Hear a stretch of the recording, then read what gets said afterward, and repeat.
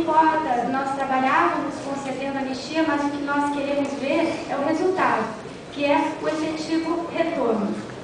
E nesse ponto, até quero corrigir o que ele disse, que a primeira parte, nós fazemos as análises, somos responsáveis pela fundamentação jurídica e a decisão é colocada para julgamento do pleno, mas a segunda fase, que é os contatos com as empresas, a alocação de vagas, esse trabalho ele é tão ou mais importante e nós vemos que nos últimos meses tem funcionado muito bem, o Dr. Idel tem feito esse trabalho com muita conversa, muito contato, inclusive onde nós temos atuado com os órgãos, explicando, fundamentando tudo no sentido de agilizar o efetivo retorno e que é isso que todos nós aguardamos.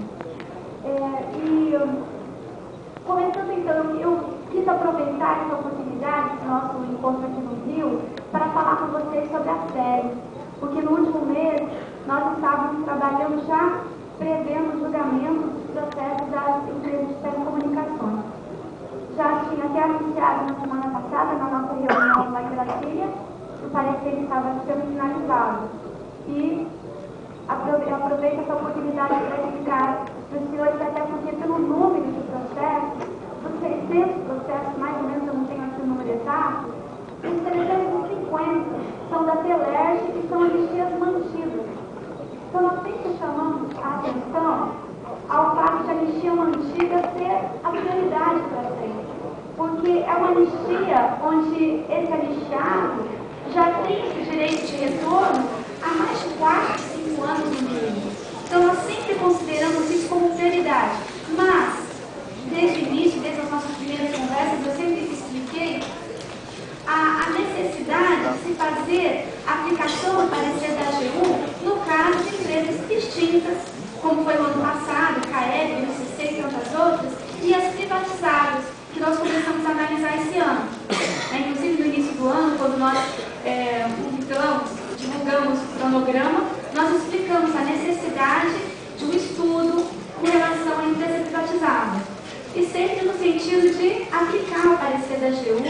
Vocês sabem muito bem, nós temos sempre conversado sobre a necessidade de se responder ao artigo 2º da Lei 8878, ao parágrafo único desse artigo 2º, que prevê a exceção, a possibilidade de retorno daquele anistiado oriundo de empresa extinta, privatizada ou liquidada, desde que as respectivas atividades tivessem sido transferidas, absorvidas ou são executadas por outro órgão da administração pública hoje.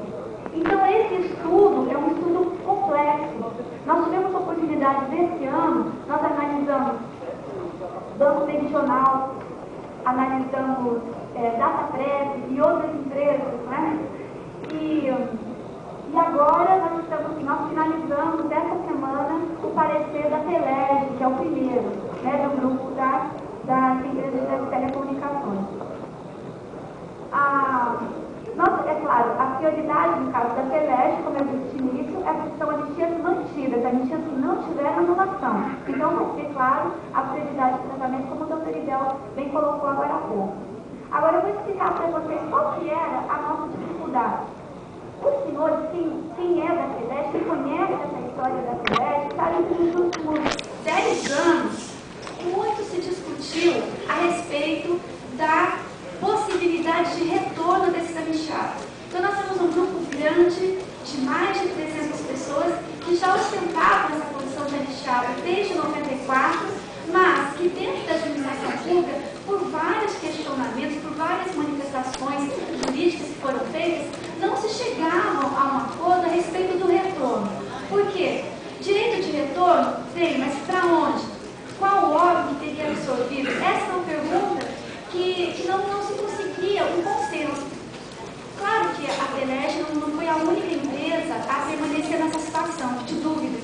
Então, a partir do parecer da AGU, nós tivemos então as balizas, os parâmetros para aplicar aquele parágrafo único do artigo 2º da lei.